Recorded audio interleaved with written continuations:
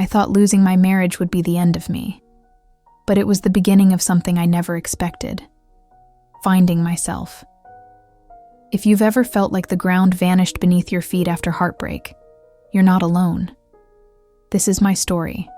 Raw, real, and healing. Of how I faced the silence, walked through the shadows of depression, and slowly learned to breathe again. Stay with me. Because if you're in the dark right now, I promise the light finds its way back. My name is Lauren Mitchell. I'm 43 years old, and until recently, I truly believed my life was stable. Not perfect, far from it, but stable. I had been married to Daniel for nearly 20 years. We had that comfortable routine that many people consider the goal of marriage.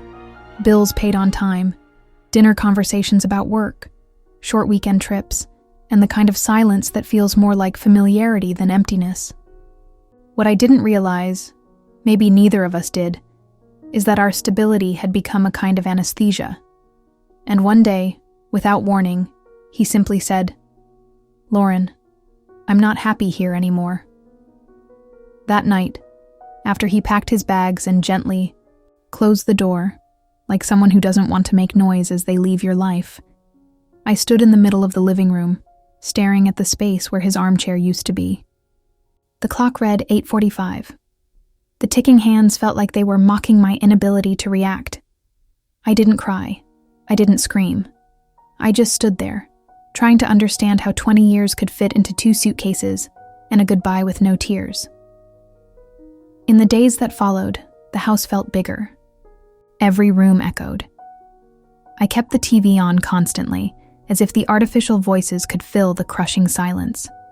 People kept saying, "You're strong, Lauren. You'll get through this."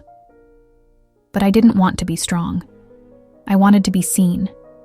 I wanted someone to say, "I know it hurts, and it's okay to hurt." The pain wasn't physical, but it weighed on me like I was carrying sandbags on my shoulders.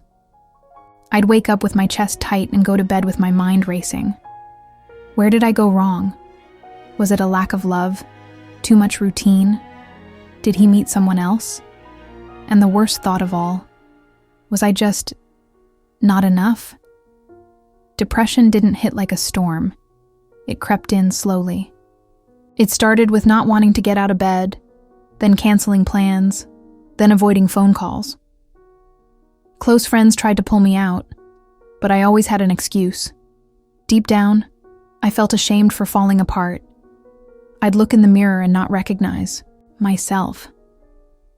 That woman with the dull eyes, messy hair tied back, and oversized clothes wasn't the Lauren I used to be. I avoided pictures, parties.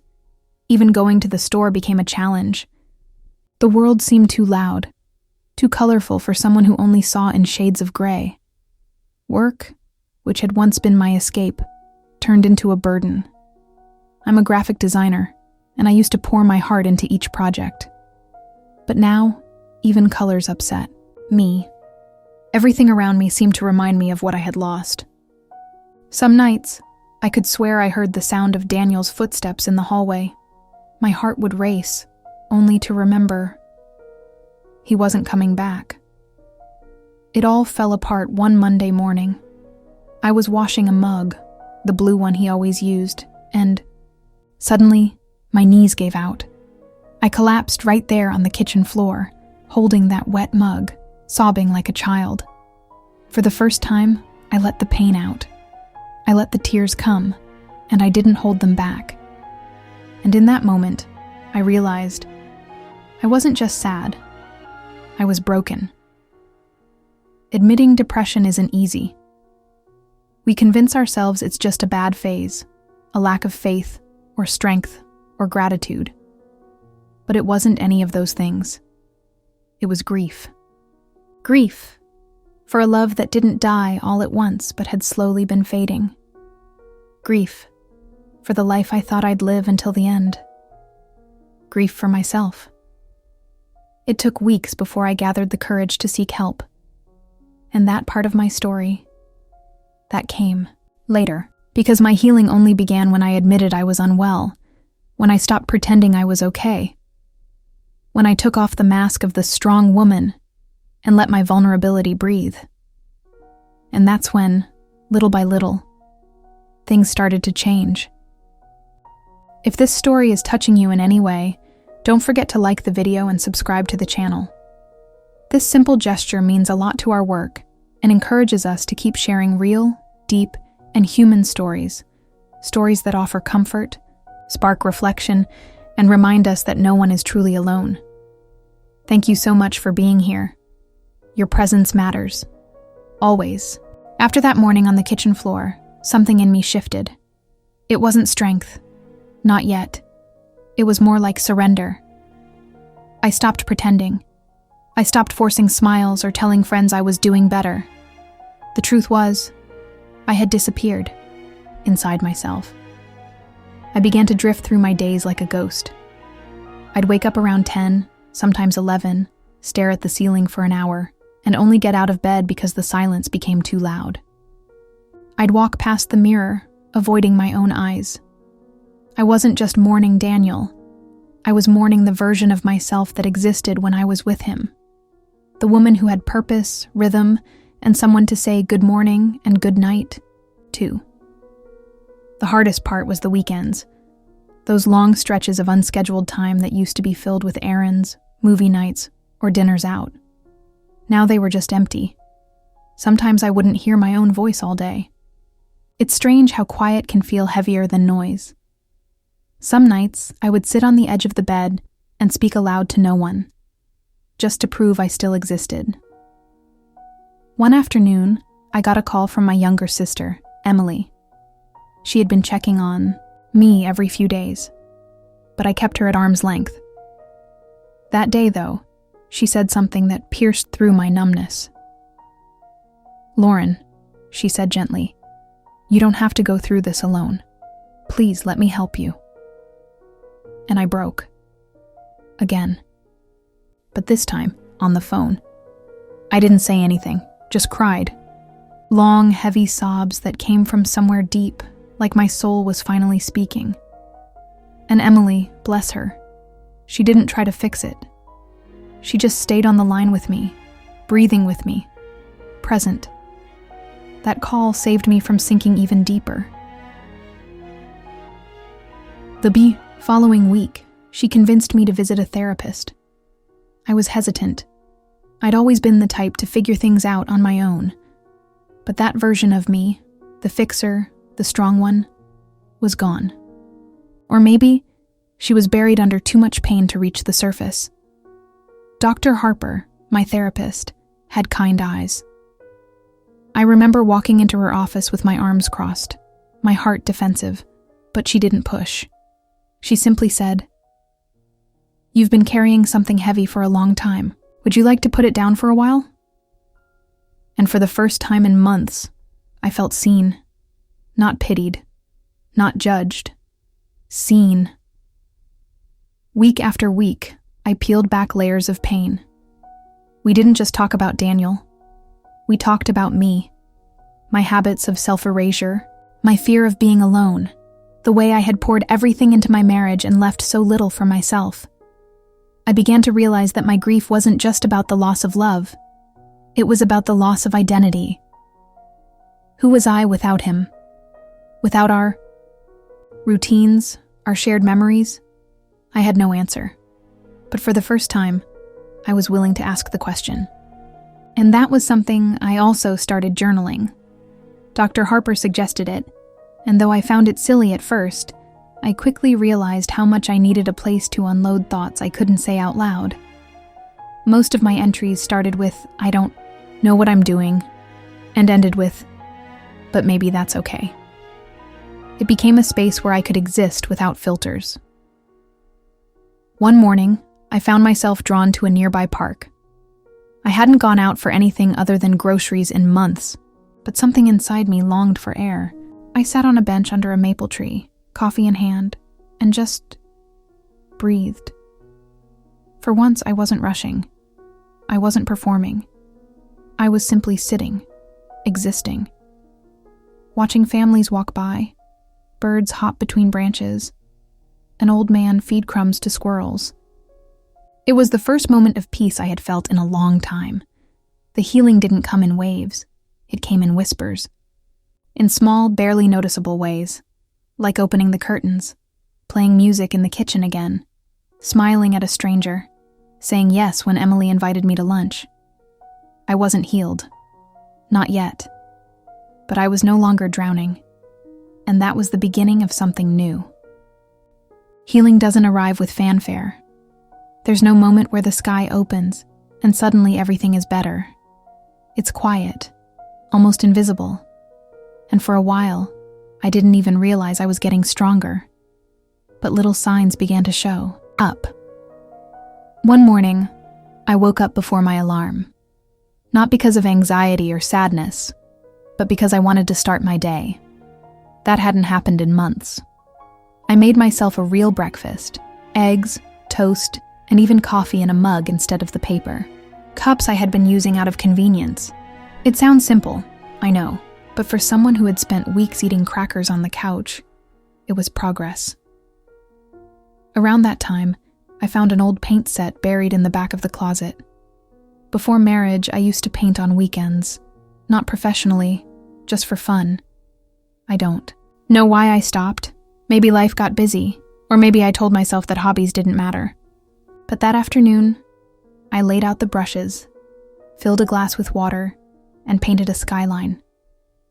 My hands were shaky, and the colors bled too much. But when I stepped back, I cried.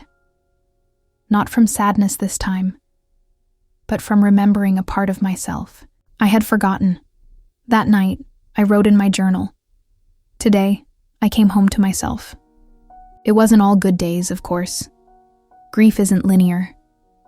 Some mornings, I still woke up with a weight in my chest. Some nights, I still reached for the other side of the bed and felt the sting of emptiness.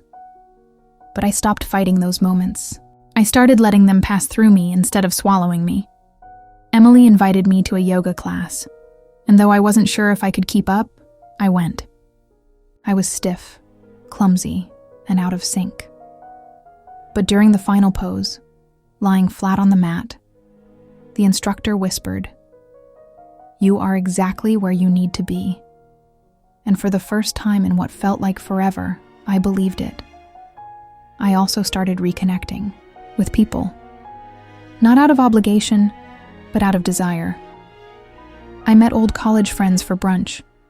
I called my Aunt Susan, who had gone through a divorce 5 years ago, and we talked for hours. She told me about the pain she endured, how it felt like the end of her story, but wasn't. Her words stayed with me. "Lauren, heartbreak doesn't mean failure. It means you loved deeply. Don't punish yourself for that." And slowly, I stopped punishing myself. I took small steps toward rebuilding. I changed the furniture around in my living room, not because I had to, but because I wanted the space to feel mine again. I replaced the photos on the hallway wall. I started lighting candles at dinner, even if I was eating alone. I began to see solitude not as punishment, but as a place of peace. One afternoon, I looked at my reflection and whispered, "You're doing okay." It felt strange at first, but I kept saying it, every day. And little by little, I started to believe it. The biggest change came when I began to forgive myself for staying too long, for not seeing the signs, for breaking down, for needing help. I forgave myself for all the things I thought I should have done differently, and with that forgiveness came a kind of freedom I hadn't felt in years. Daniel and I hadn't spoken since the divorce papers were finalized, and maybe we never will. But I no longer look at that chapter with bitterness. It's still tender, still sensitive, but it no longer defines me. Because I'm not just a woman who lost a marriage, I'm a woman who found herself. There's a moment in every recovery where you realize you're no longer surviving. You're living again. It doesn't arrive with fireworks. It's subtle, like the way morning light creeps through the blinds before you open your eyes. That moment came to me on an ordinary Thursday, months after the divorce, when I caught myself laughing, really laughing, at a joke a coworker made. The sound startled me. It felt unfamiliar, like something from a past life. But it was mine. It came from me, and it felt honest. After that day, more moments like that began to appear. Not every day, not all at once, but little bursts of light started piercing through the clouds. I began going out for walks without forcing myself. I said yes to lunch plans without dreading them. I even joined a book club, something I'd always wanted to do, but never made time for during my marriage. At our first meeting, I sat in a circle of strangers discussing a novel about a woman rebuilding her life. As the others spoke, I felt tears welling up, not because I was sad, but because I recognized myself in those pages. When it was my turn to share, I simply said, "I'm learning how to start over." The group nodded, and no one asked for details. They didn't need to. Sometimes, a silent understanding is all we really need. One of the women from the group, Rachel, invited me for coffee a few weeks later. She was warm, open, and around my age. Over lattes and laughter, I told her a bit about what I'd been through. She listened without interrupting. When I finished, she smiled and said, "That took courage. I hope you're proud of yourself." It was the first time someone had said that to me, and for once, I let the words in. Around that time, I started volunteering at a local community center.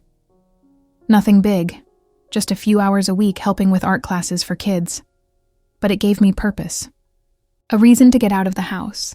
A reason to feel useful. One little girl named Sophie would always run up and hug me when I arrived. "Miss Lauren, are we painting today?" She'd ask, eyes wide with excitement. It was healing, being around that kind of innocence, that kind of joy. They didn't know my story. They just saw me as someone who showed up, someone who smiled and encouraged their creativity. And maybe that's what I needed, to be seen as someone whole, not someone broken. The loneliness didn't vanish entirely. There were still nights when I missed having someone to talk to before bed, still moments when I looked at couples and felt a quiet ache. But I had stopped resenting those feelings. They were part of me, proof that I had loved deeply. And maybe, one day, I would love again. But for now, I was learning to love myself. One morning, I stood in my closet and realized I hadn't worn my old married life clothes in weeks. I had slowly begun buying new things, brighter colors, softer fabrics, pieces that felt more like me. I even cut my hair, just a few inches, but it felt symbolic, like shedding a version of myself I had outgrown. Emily noticed the difference before I did. "You seem lighter," she said one afternoon over lunch. "Not just happier, more you." And she was right. I was no longer trying to get back to who I had been before the divorce. I was becoming someone new, someone stronger, more self-aware, more grounded. I was no longer living in the shadow of what I had lost. I was stepping into the light of everything I still had to gain. If someone had told me 2 years ago that I would one day be grateful for the pain I went through, I would have laughed through tears. Or maybe I wouldn't have laughed at all. I would have closed the door, pulled the blanket over my head, and hoped the world forgot I existed. That's how dark things got. But now, as I sit by the window with a journal on my lap and sunlight warming my shoulders, I can finally say it out loud. I am grateful, not for the heartbreak, not for the nights I couldn't sleep or the mornings I didn't want to wake up, but for who I became because of it. For the woman who rose slowly, tenderly, but steadily. The woman I had buried under years of pleasing others, avoiding conflict, and fearing solitude. She came back to life. I used to think healing meant going back to who I was, but now I know. It means becoming someone new. Not out of bitterness or revenge, but out of truth. Out of love for the version of me who survived, who kept breathing even when it hurt. I don't chase closure anymore. I create it. One of the most powerful moments came when I returned to the beach where Daniel and I had spent our 5th anniversary. I hadn't been there since. For years, that place held too many memories. His laughter in the waves, our footprints in the sand, the picnic under the stars. But this time, I went alone. And instead of sadness, I felt peace. I sat on the shore, toes in the cool sand, and whispered, "Thank you."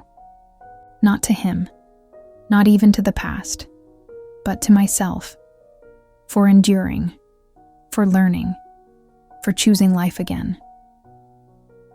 That day, I wrote the final line in a letter I had been drafting for months. Not one I intended to send, but one I needed to write. It said, "Dear Lauren, you didn't fail. You loved.